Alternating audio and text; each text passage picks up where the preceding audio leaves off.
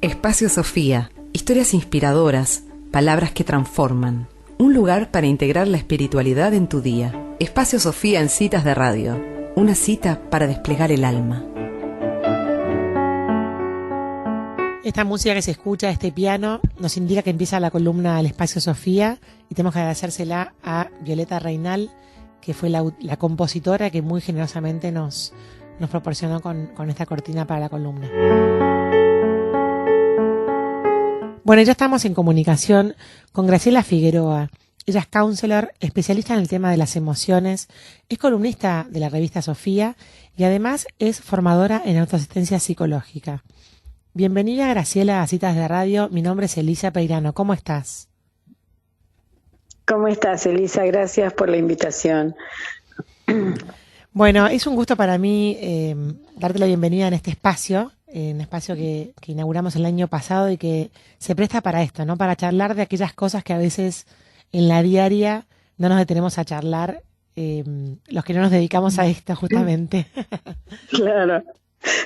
Bueno, hoy yo tenía ganas de compartir con ustedes, si te parece bien, algunas reflexiones acerca del enojo. Uh-huh.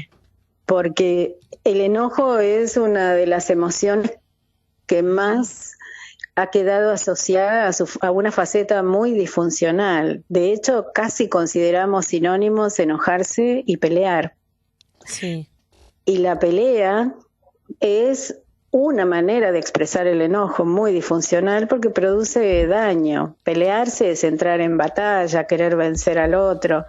Y enojarse es tener un profundo desacuerdo con algo, tener una profunda, una intensa frustración. Así que no es inherente al enojo castigar al otro por lo que hizo, sino que el enojo es una emoción que aporta una energía muy intensa. De hecho, cuando estamos enojados, sentimos calor, sentimos que estamos más alertas, listos para la acción. Es decir, esto es producto de esta sobrecarga energética, de este plus de energía que esta emoción aporta. Originalmente era para resolver aquello que nos enojó. Naturalizamos que una persona, por el solo hecho de estar enojada, emita cierta cuota de maltrato, diga alguna palabra hiriente, ironice o reproche. Y es importante, como vos decías, reflexionar sobre estas situaciones de la vida cotidiana, porque deterioran los vínculos, porque no son, no es que pasan y no dejan consecuencias. Por eso, de los muchos temas interesantes alrededor del enojo, el enojo con uno mismo, qué me pasa cuando el otro se enoja conmigo, etcétera, me gustaría hoy compartir reflexiones acerca de cómo expresamos nuestro enojo. Uh-huh. Graciela, ¿qué persona soy cuando estoy enojada? Recién dijiste, sí. Te interrumpo una pregunta y después te dejo desarrollar el tema. Sí. Recién dijiste que teníamos naturalizado que una persona que está enojada tenga una cierta dosis de maltrato hacia afuera, ¿no? Así es. ¿Eso es Así es. parte de nuestra cultura? Digamos, ¿se puede intentar modificar una cultura que tiene el enojo en ese lugar? Y por supuesto que sí, digamos, es parte de algo que te diría es mecánico, que es automático. Y la cultura es cierto que lo vemos en muchas situaciones de la vida cotidiana y es posible hacer un aprendizaje para ser personas que no producen daño, que no producen daño aún estando enojadas. Claro. Y una manera de comenzar ese aprendizaje es observar cómo somos cuando estamos enojadas. Yo suelo preguntárselo a las personas que me consultan, ¿cómo sos? ¿Decís palabras hirientes? ¿Cómo sos cuando estás enojada? ¿Qué actitudes tuyas, qué rasgos tuyos están en primer plano, independientemente de qué es aquello que te enojó? Más allá del motivo del enojo, si tenés razón o no, ¿cómo sos cuando estás enojada? Y además de eso, ¿te gusta ser esa persona que sos? ¿Estás de acuerdo con ser así aún cuando sentís enojo? ¿Sentís que cuando estás enojada te orientás a resolver aquello que te enojó? ¿O que, viste que muchas veces empezamos, claro, vos siempre el mismo, cada vez que te pido algo te olvidás, porque lo que pasa es que vos sos un egoísta, siempre pensando en vos? Empezamos a alejarnos cada vez más de aquello que motivó el enojo y enfocarnos en atacar al otro, en castigarlo por lo que hizo.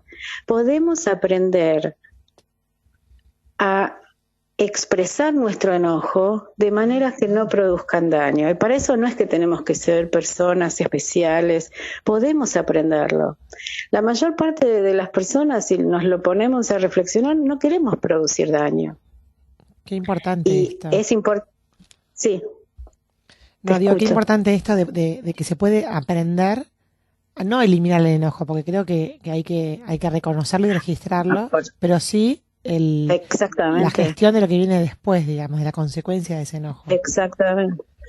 Un tema importante para enojarse diferente, digamos, es reconocer que hay esta sobrecarga energética y que es importante descargarla. Viste que la sabiduría popular dice contá hasta 10 antes de actuar. De alguna manera advierte que es necesario, cuando estamos muy enojados, siempre sentimos que tengo razón y estoy muy en contacto con lo que yo siento y bastante menos con lo que le pasa al otro. Si yo dejo que esta sobrecarga de energía baje, ya sea porque dejo pasar el tiempo o a través de, por ejemplo, salir a caminar, el organismo vuelve a estar en mejores condiciones de proporcionar lo que ocurrió. No quiere decir que no estoy enojada, no quiere decir que me olvidé, sino que estoy en mejores condiciones de proporcionar lo ocurrido y de iniciar una comunicación con el otro. Y también hacerle saber al otro lo que yo sentí. Fíjate, hay un ejercicio que a mí me encanta proponer, que es, ¿podemos imaginar estando enojados, describir lo que yo sentí con lo que el otro hizo, sin enjuiciarlo ni reprocharle? Es decir, nombrar lo que yo sentí. Muchas personas me dicen, no, pero yo no quiero cuando estoy enojada mostrar debilidad, porque si yo digo lo que siento le voy a dar el gusto de que se entere cuánto me afectó lo que hizo. Y es exactamente al revés. Cuando las personas, aún estando emocionadas, vulnerables, describimos lo que sentimos y nos respaldamos en ello, nos vamos integrando, nos vamos autoafirmando, nos vamos volviendo a organizar y además le hacemos saber al otro el impacto que produjo lo que hizo o lo que no hizo, cosa que no necesariamente siempre sabe. Ese ejercicio que te decía de probar, nombrar lo que siento sin agraviar al otro es muy importante porque culturalmente lo tenemos encimada, una cosa y la otra, como si fueran idénticas, y no lo son. Claro, está buenísimo. Y el otro elemento significativo es... ¿Hola? Sí. Sí, no, digo que está buenísimo hacer esta distinción. Claro, y el otro elemento es si me enfoco en aquello que me enojó, en el sentido de decir, bueno, ¿y tengo alguna propuesta resolutiva? ¿Qué tiene que pasar aquí para que yo me pueda desenojar? Y colaborar, cooperar en que se resuelva aquello que a mí me enojó. No creer que el otro solo tiene que hacerlo, sino que, mira, el enojo resolutivo, ese enojo que podemos aprender, es intenso, es directo, resuelve, pero no pierde el contacto con la trama de afecto o la trama de interdependencia que los seres vivos tenemos. En ese sentido, podemos imaginar el prestar atención a nuestros enojos para aún estando enojados, no producir daño. Ese es el problema del enojo. El problema del enojo es el castigo al otro. Si no, es una emoción que me señala que estoy muy disgustada, muy en desacuerdo con algo que ocurrió. Y me invita a utilizar esa energía para resolverlo. Cuando esa energía se dispone a pelear, bueno, se agregan más problemas a los que ya había. Claro. Así que por eso es tan importante despegar esta idea de estar enojado y producir daño. Muy interesante, Graciela, esto que estás diciendo. Ahora, cuando las emociones se empiezan como a entremezclar y uno, por ejemplo, Sí. uno piensa que está enojado, pero en el fondo si hay como un momento de introspección o de frenar, y si uno se da cuenta que en realidad lo que tiene es miedo, ¿no? Escondido atrás de ese enojo. Sí, O sí. de repente uno ve a un niño Sí, enojado sí, y en el fondo lo que pasa a ese niño es que tiene miedo, no que está enojado. O sea, el enojo sí. viene producido como una defensa de una emoción anterior. ¿Qué reflexión me podés decir sobre esto? Mira, las emociones podemos encontrar predominio de una sobre otra, pero es muy difícil que haya una sola emoción. Y muchas veces el dolor y el enojo están juntas, el miedo y el enojo. Respecto del miedo es muy interesante también observar que así como respecto del enojo hay muchas ideas que están circulando, también respecto del miedo hay muchas ideas que circulan. No escuches al miedo porque si lo escuchás nunca vas a hacer nada, salí de la zona de confort. Y el miedo es una muy refinada señal que está indicando que la persona que lo siente registra una gran desproporción entre la amenaza ante la que siente que está y los recursos que tiene. Por ejemplo, supongamos que me proponen dar una conferencia y me da miedo. Tal vez yo conozco el tema, tengo todos los recursos para ir y hablar de ese tema.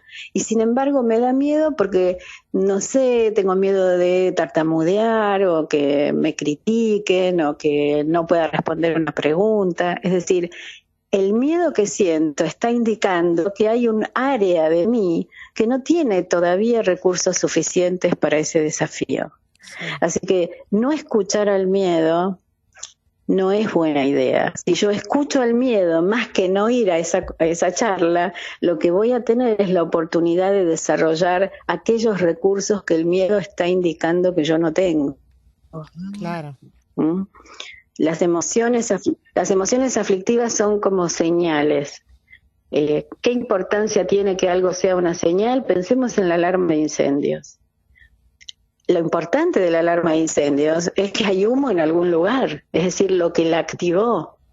Las emociones aflictivas son mensajes que nos estamos enviando a nosotros mismos de algo que es importante, a lo que es importante prestarle atención. En el caso del miedo, es que hay un área de mí que necesita desarrollar recursos para estar en condiciones de hacer eso que me propongo. No necesariamente quiere decir no vayas ni hoy ni nunca a dar una conferencia. Quiere decir, te informo que hay un área en donde no estamos listos todavía para hacer eso. Y si la persona se orienta a desarrollar esos recursos, agradecerá que haya aparecido esa emoción, que por supuesto es muy desagradable, como lo es el enojo. Pero que sea desagradable, igual te diría que la alarma de incendios, que no suena igual que el despertador, porque de lo que alerta es de algo muy importante, de la posibilidad de un incendio. Bueno, el miedo dice, mirá, estás caminando hacia algo y acá hay un sector que no tiene recursos para eso. Eso es lo que hace tan importante escuchar, reconocer y validar todas las emociones y reconocer que escuchar no es autoindulgencia. Escuchar no es decir, bueno, sí, no vamos nunca a dar ninguna charla. No. Escuchar quiere decir asistir, acompañar, estar presente para ese aspecto mío. ¿Y cómo haces si la persona realmente duda de poder desarrollar esas capacidades para superar ese miedo? O sea, si la emoción se agranda. A veces necesita ayuda, a veces necesita hacer una psicoterapia, a veces lo que impulsa a buscar ayuda es justamente darse cuenta de eso. Mira, no sé si voy a poder sola, no sé si voy a poder acompañarme a mí misma y desarrollar eso. Tal vez busco ayuda.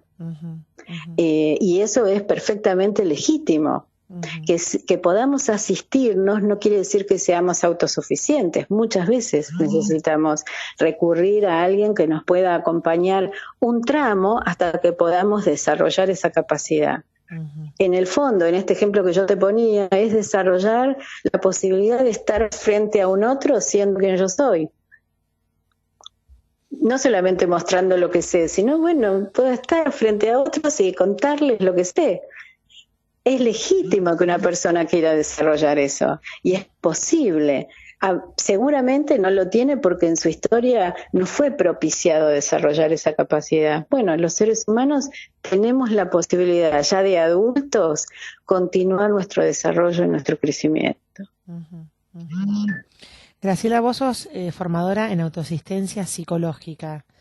Para no entrar en súper detalle, pero ¿realmente es una corriente que cree que el ser humano tiene los recursos internos para ayudarse a sí mismo?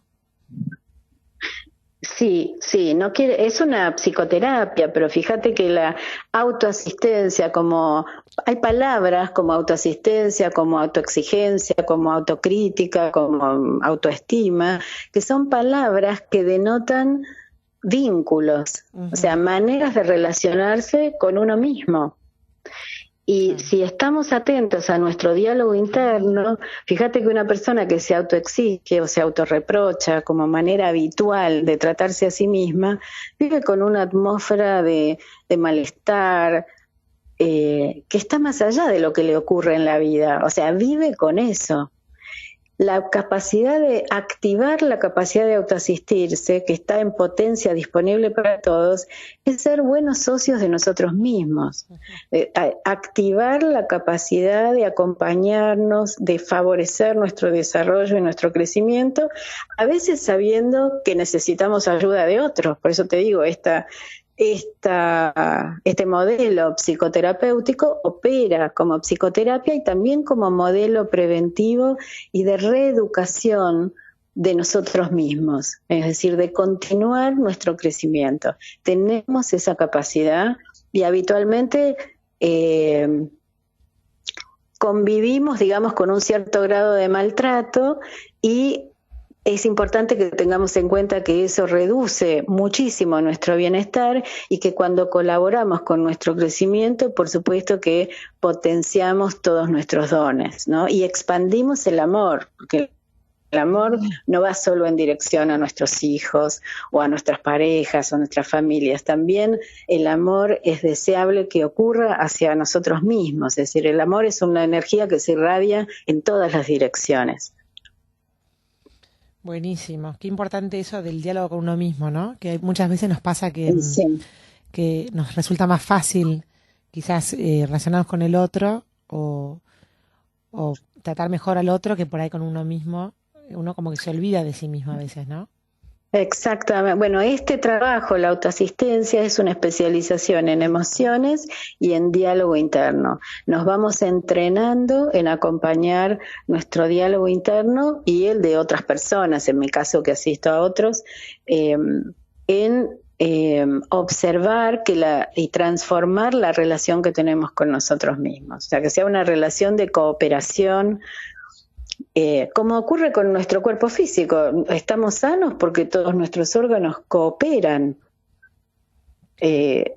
Y la autoconciencia es una función tan nueva para este planeta en la vida que tiene cierto grado de inmadurez. Y en ese sentido es que a veces maltratamos a por ejemplo, me equivoco o no me comporto en alguna situación según mis propias expectativas. ¿Cuántas personas se castigan por eso o se reprochan por eso? Y eso daña, porque en el momento en el que yo me reprocho, también soy la reprochada. Claro. Así que es muy importante cómo acompaño mis propios errores. Te vuelvo a decir, no se trata de tener autoindulgencia, sino de ser buenos acompañantes de nosotros mismos, amorosos acompañantes de nosotros mismos, igual que una mamá con su hijo, pero que no permite que meta los dedos en el enchufe. ¿no? Quiero decir que acompaña amorosamente, custodia, recibe, acepta. Bueno, es un aprendizaje interesante, por lo menos a mí me resulta apasionante de realizar, ¿no? Así es. Bueno, Graciela, muchísimas gracias por estos minutos en Citas de Radio. La verdad que ha sido una muy linda conversación. Muchas gracias. Muchísimas gracias a vos, Elisa, hasta luego. Adiós. Bueno, y así pasaba Graciela Figueroa en este que fue nuestro espacio, Sofía, formadora en autoasistencia psicológica, especialista en el tema de las emociones.